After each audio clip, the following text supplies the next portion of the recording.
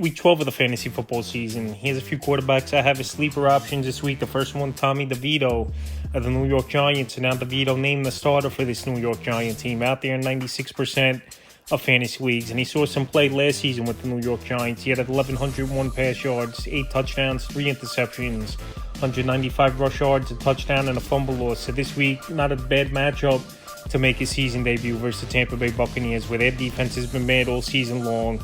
And Tommy DeVito, they got good weapons, I believe, on this Giant offense. Malik Nabers, Wan'Dale Robinson, Tyrone Tracy out of the backfield. So this week, to get in this season debut, Tommy DeVito, if you're in a pinch in a 2-quarterback league or deeper leagues with 6 teams on bye, I think he could be a sleeper option this week. And he's available, like I said, in 96% of fantasy leagues. Next quarterback, Drake May of the New England Patriots. Drake May, it's been a decent rookie year for him, and he's gone out there the last few weeks and he's kept his team competitive and in these games, and he's putting up some decent numbers. Week 9 at Tennessee, 206 pass yards, a touchdown, 95 rush yards, a fumble loss, 2 interceptions.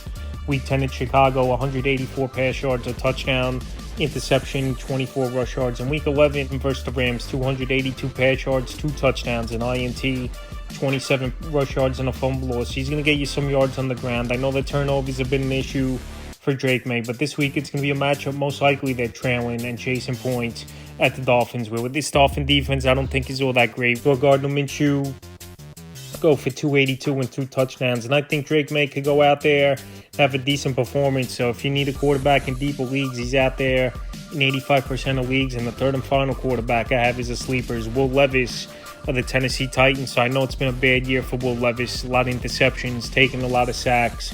But the last 2 weeks here, his numbers actually been decent in terms of a middle-of-the-pack quarterback for fantasy football. Week 10 at the Chargers, 175 pass yards, 2 touchdowns, 41 rush yards. In Week 11 versus a good Viking defense, I know they were chasing points the whole game and a lot of pass attempts, 295 pass yards, a touchdown, interception, and 18 rush yards. Will Levis this week, a decent matchup on paper at the Texans that give up the 9th most fantasy points to quarterbacks on the season. But I know this Texan defense, they've definitely been playing better the last 2 or 3 weeks defensively.